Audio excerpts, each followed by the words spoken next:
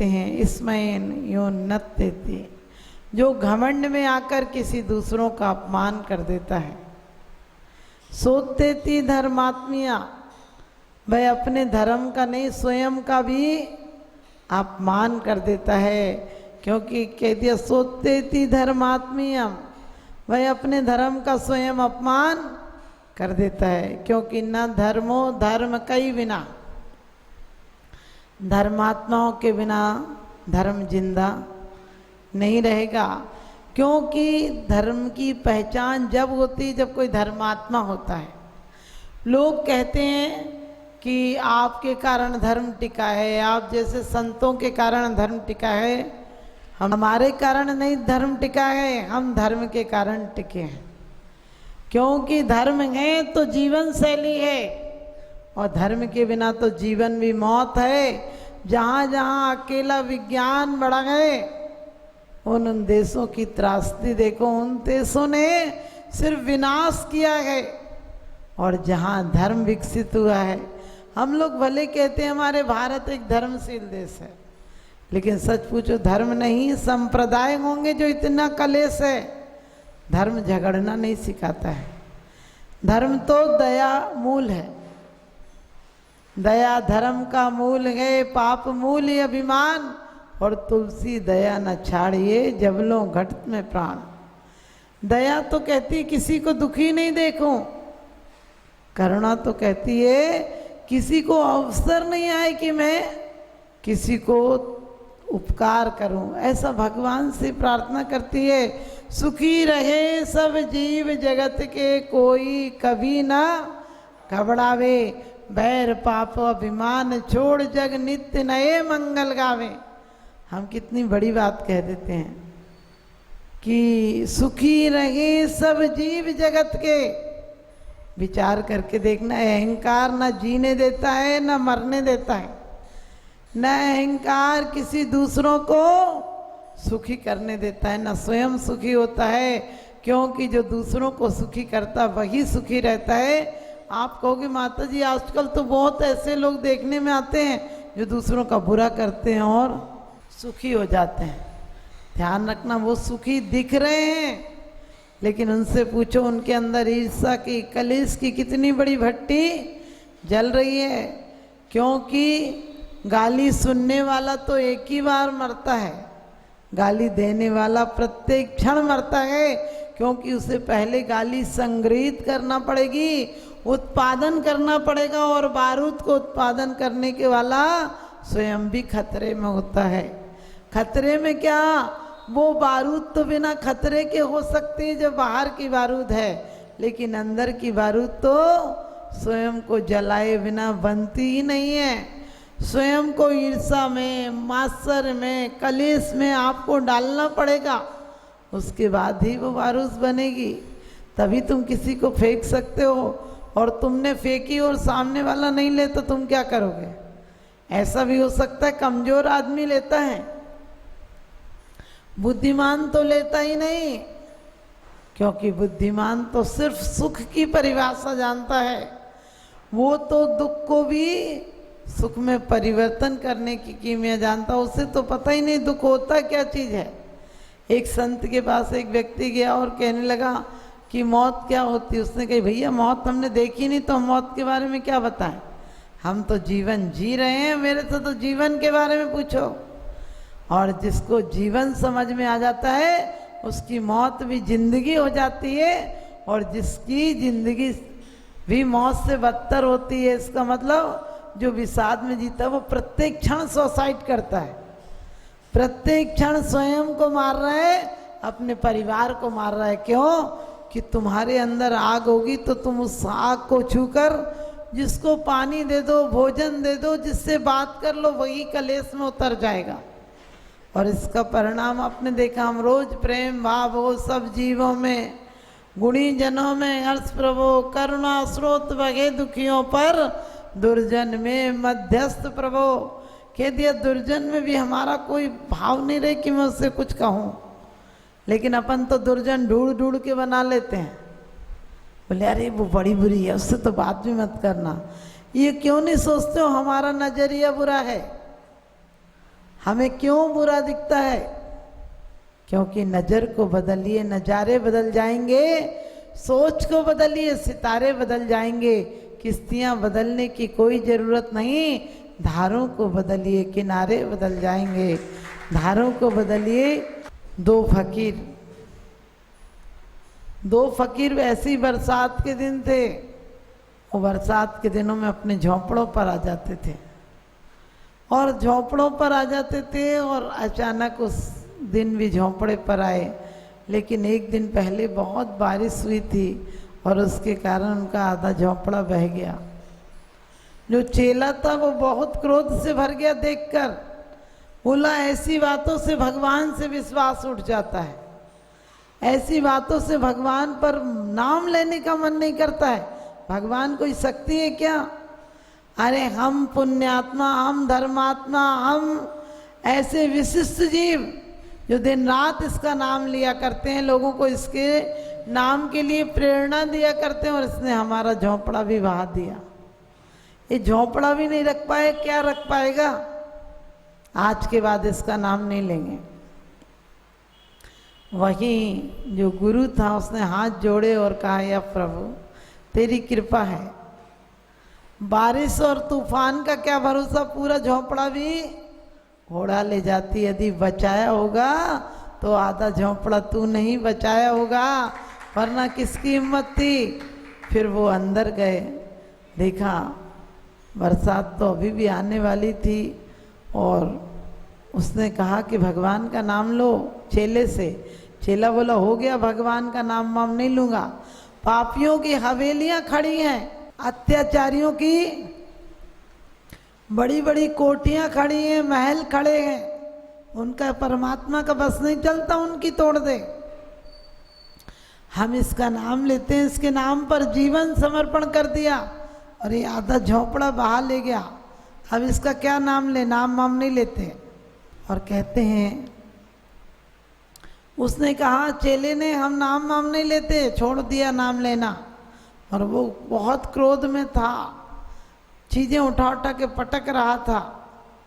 लेकिन साधु था, वह भगवान का गुणगान गाने लगा। और आधी रात हुई, करीब 2 बजे थे। चेले ने कहा, बंद करो बकवास, अभी भी नाम लिए जा रहे हो और भगवान का और झूम झूम के गला घुमा घुमा के और धन्यवाद दे रहे हो, काहे का धन्यवाद, बंद करो, मेरी नींद खराब हो रही है। उसने कहा, अरे परमात्मा का इसलिए धन्यवाद दे रहा हूँ, उसकी कृपा तो देखो। रोज तो हवा लेने को बाहर जाना पड़ता था, आज तो हवा भी अंदर आ रही है। उसकी महर देखो, रोज धूप से बचने के लिए हम लोग सोचते थे कि अंदर जाएं, आज तो आधे में धूप आ रही है, चाहो तो धूप में बैठो, चाहो तो छाए में बैठो। उसने कितना बड़ा इंतजाम किया, सर्दी का भी किया है, गर्मी का भी किया है। और रही बात कि उसने हम लोगों को इतना बचा कर रखा है नदी के किनारे, वरना तो हम भी बह जाते, तो कहाँ से उसका नाम लेते।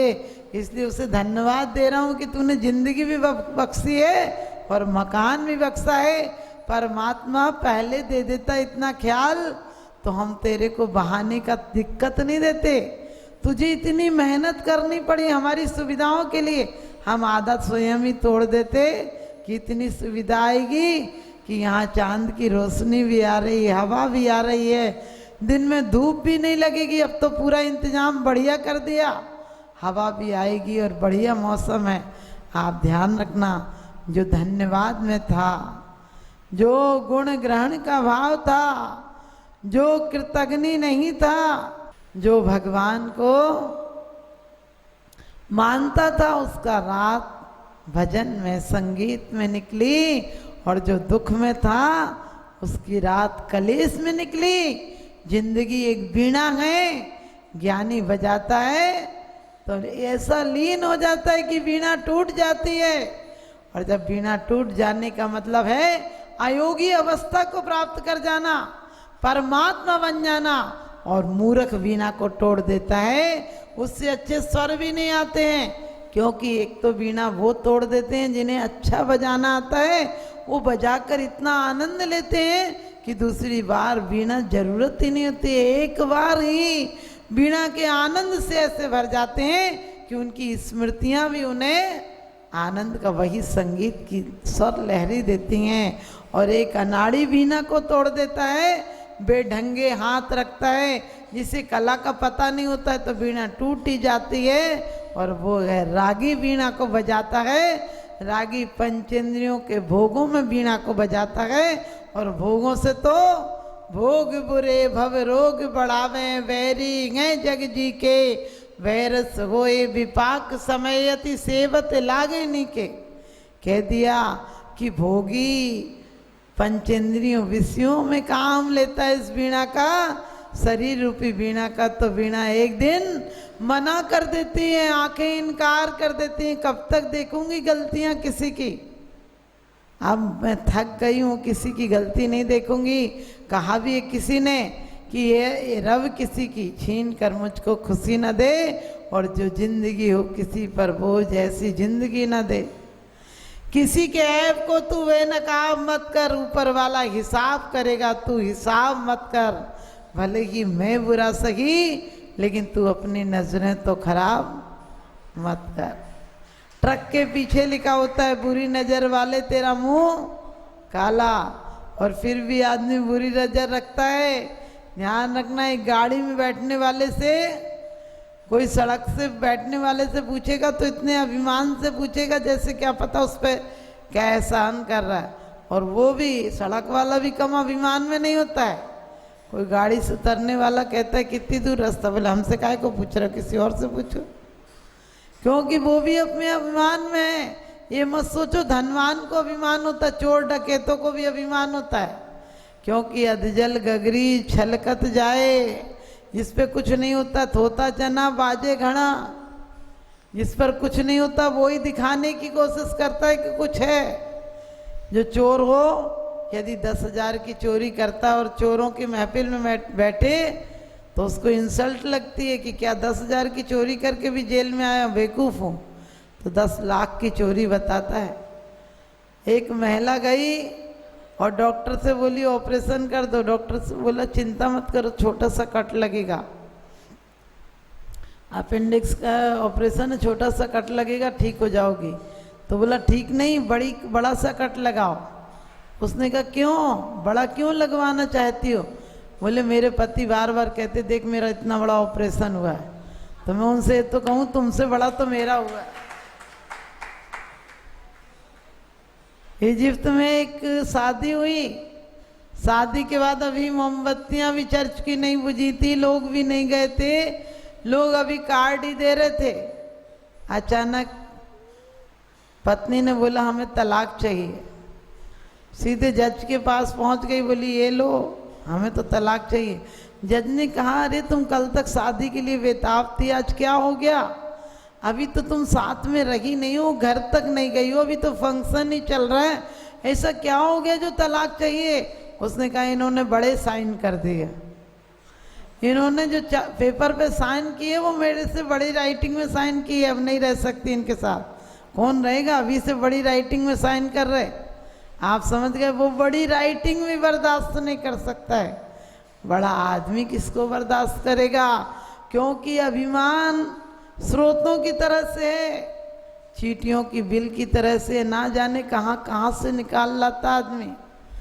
लोग कहते हैं कि मद के 8 वेद हैं, मैं तो कहती हूँ मद के हजारों वेद हैं। कोई आपको जय जिनेंद्र करके रोज निकलता और आज जय जिनेंद्र नहीं कर पाए, सच बताना क्या हुआ? हो सकता है बेचारा टेंशन में वो नहीं कर रही हो, लेकिन नहीं कर पाए तो तुम्हें अशांति रहती है क्या? तुम इतनी हिम्मत रखते हो कि तुम आगे से चल के उससे जय जिनेंद्र कर लो? यदि वो कोई छोटा गरीब आदमी है, तुमसे छोटा है, कहले मैं करता क्या उसको जय जिनेंद्र, वो करेगा कि मैं करूँगा? अरे तुम कर लोगे तो क्या बिगड़ जाएगा? एक बहू से हमने कहा अपनी सास के पैर छुआ कर, बोली नहीं माता जी उनकी आदत बिगड़ जाएगी। हमने कि बिगड़ी होगी तो सुधर जाएगी, जब तू उनके पैर छुएगी तो वो तुम्हें आशीर्वाद मजबूरन देंगी। बोली नहीं नहीं माता जी ऐसी आदत नहीं डालती हूँ।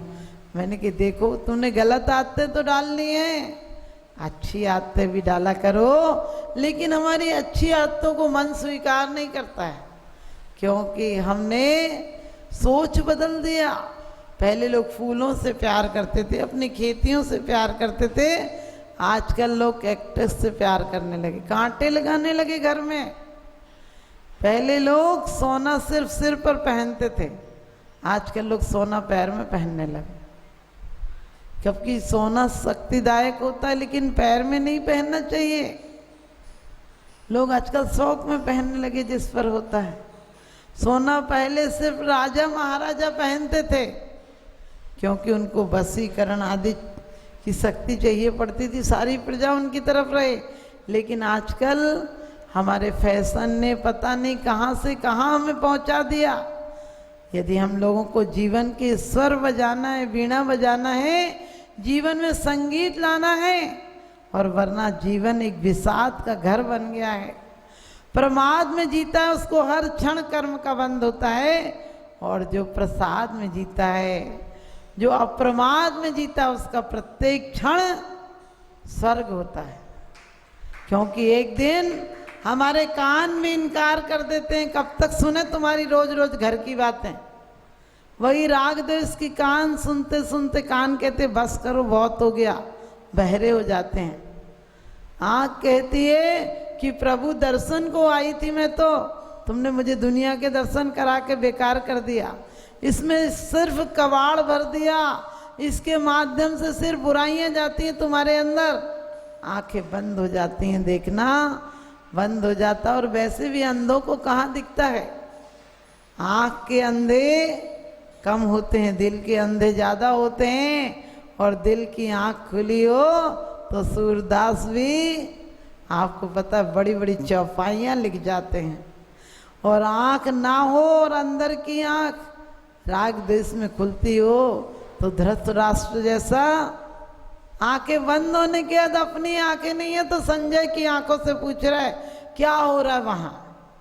जब जब अपने बेटे हारते हैं तो धक्का लगता है, यही अपनों का मद अपनों को विलय में ले जाता है।